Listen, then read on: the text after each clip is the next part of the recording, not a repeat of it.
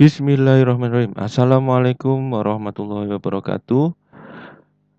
Bertemu lagi, di materi yang terakhir untuk aspek hukum dalam bisnis ya, untuk kelas 2B.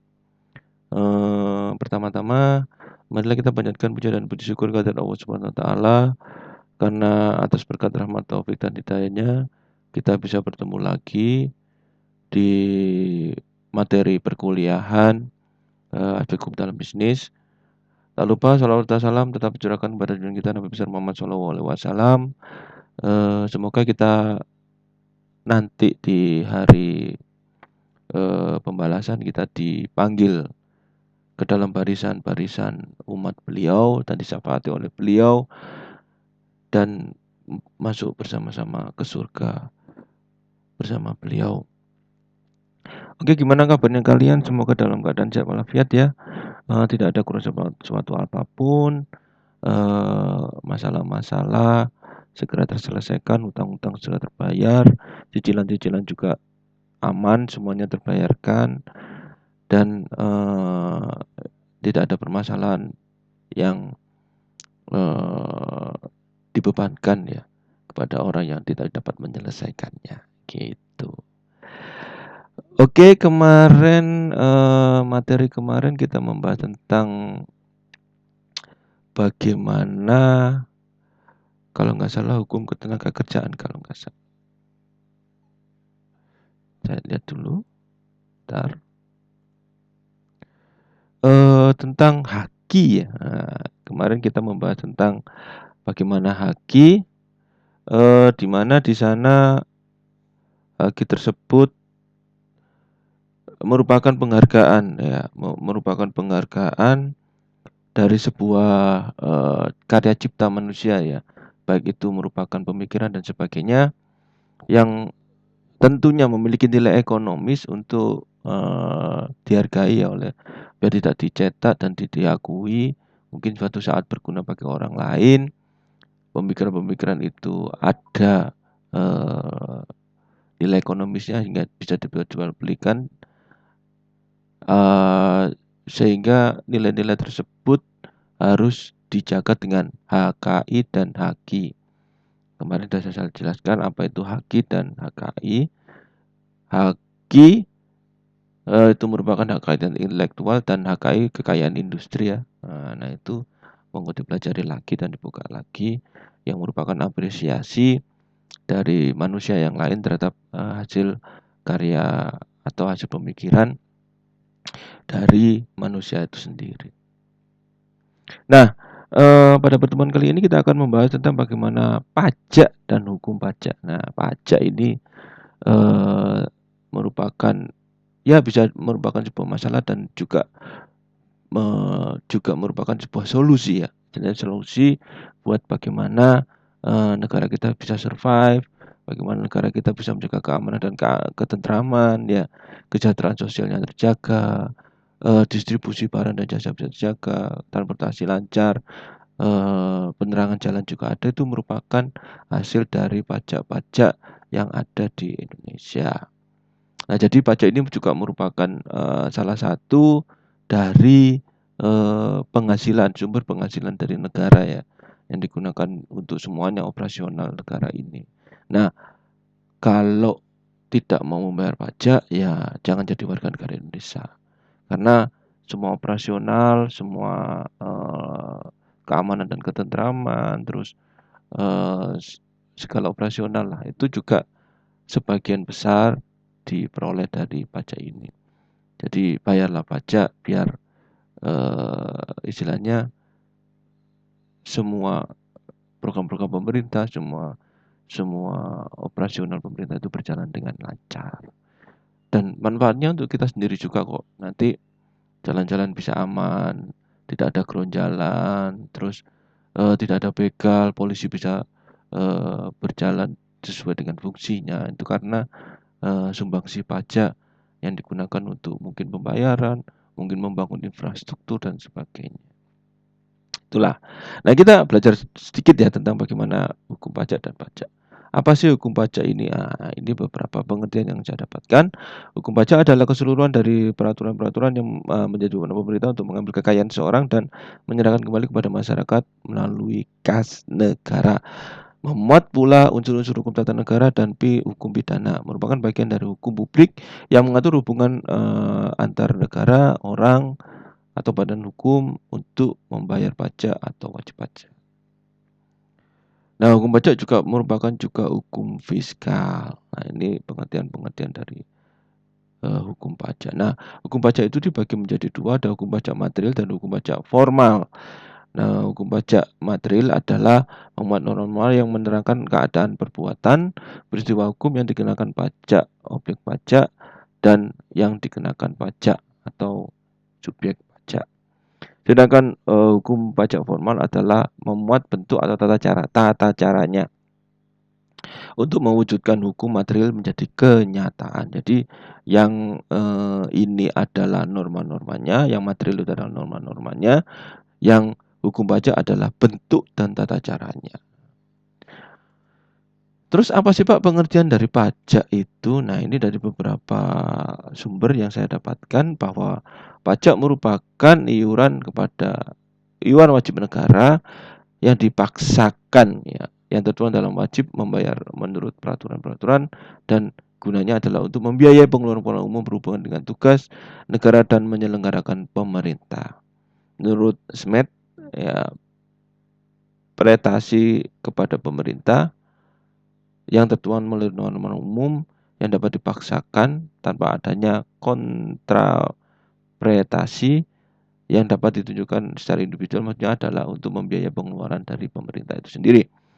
Iuran rakyat kepada kas negara berdasarkan undang-undang yang dapat dipaksakan yang dengan tidak mendapat jasa timbal kontrapretasi yang langsung dapat ditujukan dan yang digunakan membayar pengeluaran umum. Nah, ini beberapa pengertian. Mungkin kalian ada pengertian-pengertian yang lain mau digunakan dalam frame definisi dari pajak itu sendiri.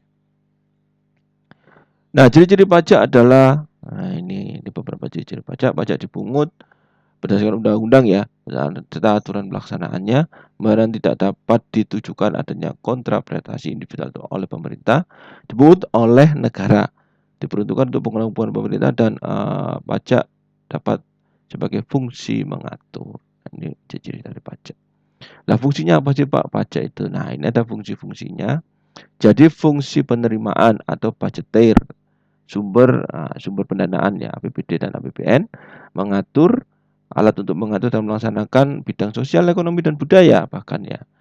Bahkan di bidang-bidang sosial, ekonomi dan budaya itu juga melibatkan dari pajak. Karena ini merupakan penghasilan dari negara dan daerah juga. Fungsi redistribusi untuk pemerataan dan pendapatan keadilan dalam besaran tarif pajak progresif. Fungsi demokrasi dalam menegakkan pada tuntunan masyarakat terhadap keseimbangan antara kewajiban membayar pajak dan hak mendapatkan pelayanan yang lebih baik dari pemerintah. Nah, ini membayar nanti kalian dapat rewardnya. Rewardnya yaitu tadi keamanan, terus harga bensin murah, subsidi ya, harga listrik murah. Nah, itu sebagian dari pajak ini yang tertuang dalam APBD dan APBN. Dasar pengenaan pajaknya, ini dasar pengenaan pajaknya ada beberapa peraturan, mungkin sudah update ya. Saya belum update sendiri karena saya bukan orang hukum. Jadi sekedar tahu saja bahwa di Indonesia ini ada pajak. Kalau lebih jelasnya boleh ke kantor-kantor pajak ya. Nah, ada yang dipungut oleh negara dan ada dipungut oleh daerah. Dasar hukumnya adalah PPh diubah tahun 2008, U nomor 7 tahun 94, PPN dan PNBM Undang-Undang Nomor 8 Tahun 93 diubah 2009, Bea Materai Undang-Undang Nomor 13 Tahun 95. Sedangkan yang dipungut oleh daerah, jadi ada yang dipungut oleh negara, ada yang dipungut oleh si pemerintah sendiri atau pemerintah pusat ya. Nah, ini pemerintahnya ini ada dasar hukumnya yang diatur dengan undang-undang itu sendiri. Jadi dipungut oleh pemerintah dan ada yang didasarkan oleh daerah itu sendiri. Jenis-jenis pajak menurut sifatnya ada pajak langsung dan tidak langsung. Pembebanannya tidak dapat dilimpahkan kepada pihak lain. Tidak dapat dilimpahkan oleh pihak lain dari personalnya sendiri, yaitu PPh, pajak penghasilan. Ini ada aturannya juga, tidak semua penghasilan kena pajak ya. Dan itu ada juga aturannya, bukan langsung dipotong berapa persen, nanti ada dasar pengenaan pajaknya. Jadi tidak dihitung langsung misalnya 1.500.000. Nah, itu masuk kena pajak benda. Nah, itu masa penghasilan 900.000 misalnya, masa ya juga kena pajak juga ya. Dan itu tidak ya. Jadi ada aturan tertentu yang diatur nanti. Itu pajak langsung. Pajak tidak langsung adalah pembenaran dilimpahkan kepada pihak lain. Contohnya PPN, pajak pertambahan nilai. PPN ini sering kalian lihat makan di restoran, makan di McD, makan beli sesuatu, itu ada PPN-nya. Ada pajak pertambahan nilainya yang bisa kemungkinan ditangguhkan, dibayarkan oleh si pemiliknya, bisa juga nanti dibebankan di billingnya atau di nota pembeliannya biasanya ada PPN. Di Indomaret juga ada PPN, coba dilihat. Nah, itu besarannya juga naik terus, dulu 10%, sekarang 11%. Kemungkinan karena IKN pengembangan daerah mungkin nanti tahun depan tahun 2025 itu naik 12%. Nah, ini. Nah, tujuannya juga ini, jangan mengeluh. Ini tujuannya adalah untuk kemajuan bangsa dan negara kita sendiri ya. Nah, ya tapi itu tadi peraturan-peraturannya perlu diperhatikan karena itu diatur oleh undang-undang. Itu menurut sifatnya. Menurut objeknya ada subjektif dan objektif. Ya, jadi berdasarkan subjek baru dicari objeknya. Jadi objeknya jadi personnya. Kalau yang ini objektif adalah dicari subjeknya. Ada PPN, ada pajak pertambahan nilai, ada pajak atas barang mewah.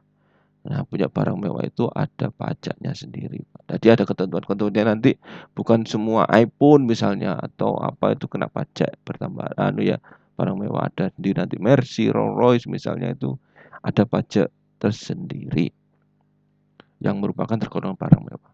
Berlian misalnya atau safir itu kena. Kalau kalian punya barang mewah pasti kena pajak barang mewah. Menurut pungutannya ada pajak pusat dan pajak daerah. Ini ada PPh, PPN, PPNBM ya, biaya material dan lain-lain. Pajak daerah ada pajak reklame, hiburan dan lain sebagainya.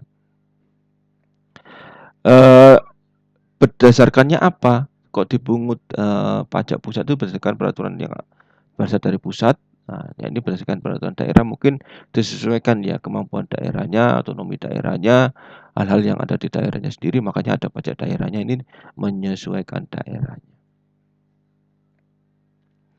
Ini struktur pajak di Indonesia. Nah, ini ada pembagian pajak pusat dan daerah yang dilalui oleh Direktorat Pajak juga. Nah, ini ada bea cukai. Nah, di sini ada bea cukai ya, yang lagi rame, bea cukai. Juga ada pemerintah provinsi dan pemerintah kabupaten kota. Ini ada pembagiannya sendiri. Pemerintah provinsi juga ada pihak balik enam, kendaraan, motor pajak dan sebagainya. Nah, ini pembagiannya, jadi ada pos-posnya tersendiri, tapi tujuannya juga untuk kemajuan daerah dan kemajuan seluruh kesejahteraan masyarakat di Indonesia ya.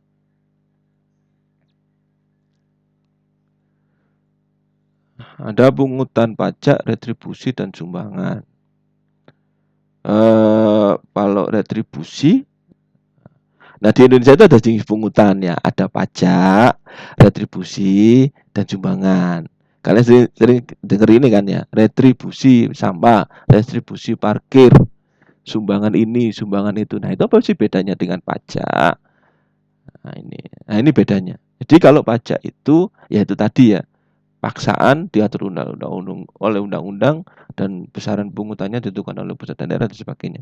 Kalau retribusi adalah pungutan daerah sebagai pembayaran atas jasa atau pemberian izin tertentu yang khusus disediakan atau diberikan oleh pemerintah daerah untuk kepentingan orang pribadi atau badan. Atas jasa khusus, pembayaran atas jasa khusus yang diprogramkan oleh pemerintah daerah. Jadi sedangkan sumbangan adalah sebuah pemberian pada umumnya bersifat secara fisik oleh perorangan atau badan hukum, berarti mempunyai sifat sukarela. Nah, kalau sumbangan itu bersifat sukarela, gak ikhlas berarti bukan berarti sumbangannya itu ya. Nah, tanpa dengan adanya imbalan bersifat keuntungan. Itu bedanya ya. Retribusi itu pembayaran atas jasa sampah, retribusi parkir, retribusi sampah ya, retribusi mungkin pohon-pohon, ya, pohon-pohon yang ada di jalan-jalan itu mungkin ya. Nah, itu merupakan retribusi konten misalnya ya, WC umum dan sebagainya, itu ada kan retribusi namanya. Disediakan oleh pemerintah, nanti kalian membayar jasa itu. Dan sumbangan adalah sifatnya berupa pemberian fisik, baik itu material yang sifatnya dari sukarela, tidak istilahnya tidak mengharapkan sebuah imbalan. Ini perbedaannya. Nah, ini perbedaannya saya ringkas. Ini retribusi itu memiliki langsung unsur bersifat ekonomis dan sebagainya. Kalau pajak dengan sumbangan itu tidak dapat unsur paksaan, tidak dapat dikenali dengan jelas. Penerimaannya absurd ya, tidak kalau saya segini dapatnya apa aja itu tidak jelas. Tapi kita merasakan manfaatnya pembangunan infrastruktur, keamanan dan sebagainya ya. Terus jalan-jalan itu tidak gelap, itu merupakan manfaat yang kita terima setelah kita membayar pajak. Tapi kalau yang nama sumbangan bermanfaat dikenali dengan jelas. Ini perbedaan pajak dengan retribusi, pajak dengan sumbangan.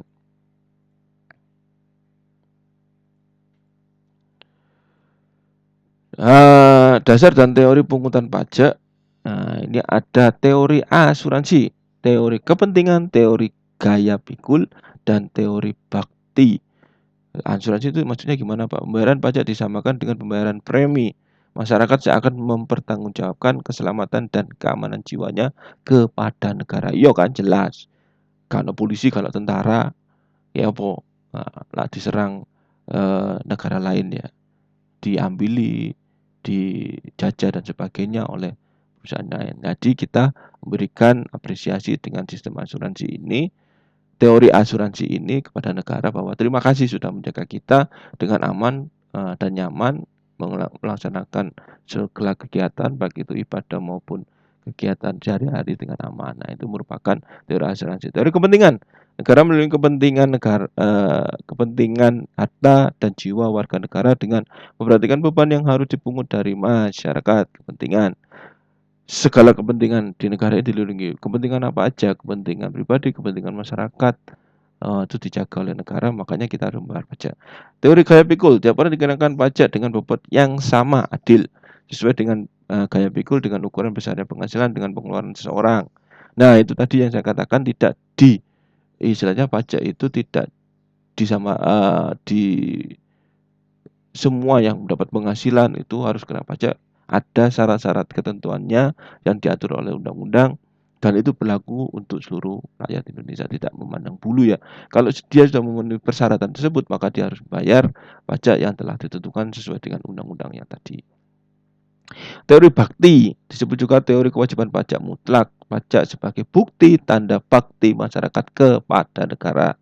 Iya kan, kita warga negara Indonesia, KTP kita WNI, kita diberikan seluruh fasilitas Los Jinawi atau Tetap Rajo, kita melaksanakan kegiatan secara legal ya sesuai dengan peraturan. Nah, itu kita rewardnya apa kepada negara? Nah, kita memberikan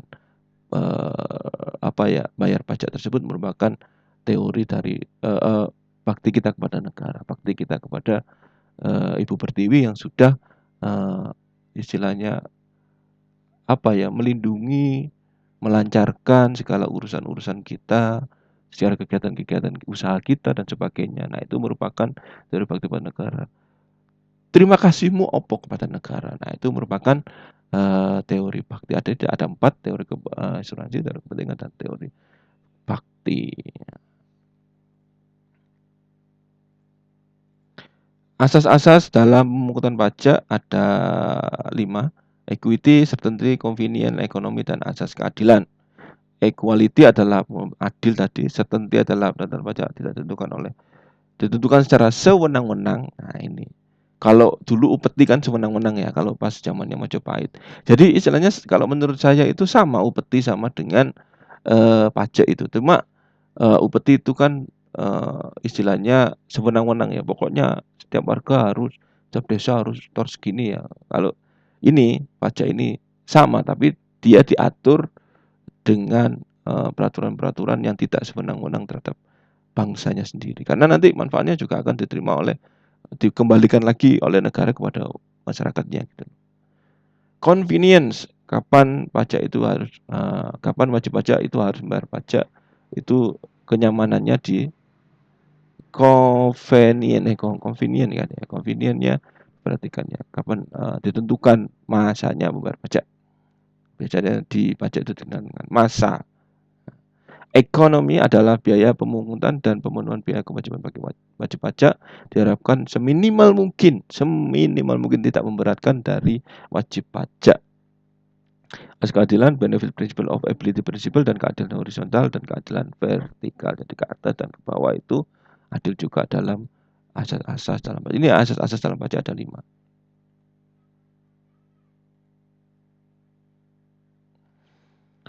Sistem pemungutan pajak. Nah, ini tunggu dulu. Sistem pemungutan pajak itu ada official assessment, self assessment, dan withholding system. Official assessment adalah wewenang berada di tangan pemerintah untuk menentukan besarnya pajak yang tertuang. Wajib pajak bersifat pasif. Utang pajak timbul setelah dikeluarkan surat ketetapan pajak oleh Fiskus. Self assessment adalah wewenang berada di tangan wajib pajak untuk menentukan pajaknya sendiri. Wajib pajak bersifat aktif untuk utang pajak timbul tanpa menunggu surat ketetapan pajak. Terus withholding system adalah wewenang berada di pihak ketiga yang ditetapkan oleh peraturan perpajakan untuk melaksanakan pemotongan dan pemungutan pajak. Utang pajak timbul tanpa menunggu surat ketetapan pajak. Jadi ada yang ditentukan oleh pemerintah, kita hanya menunggu kayak PPN 12%, langsung keluar jeret 12%. Nah, kalau self assessment itu kita menentukan sendiri berapa pajak yang kita tentukan, kita hitung-hitung sendiri, oh ternyata segini dan segini berdasarkan peraturan yang ada. Nah, dan ini adalah orang lain yang menentukan atau pihak ketiga yang menentukan pajakmu itu sak menit lo. Nah, itu ada. Official itu pemerintah pusat, self itu sendiri, dan ada pihak ketiga yang menghitungkan pajak kita.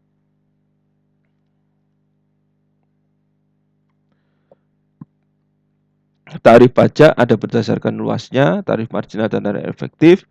Bagian strukturnya ada tarif potong proporsional, tarif potong progresif, degresif, dan tetap.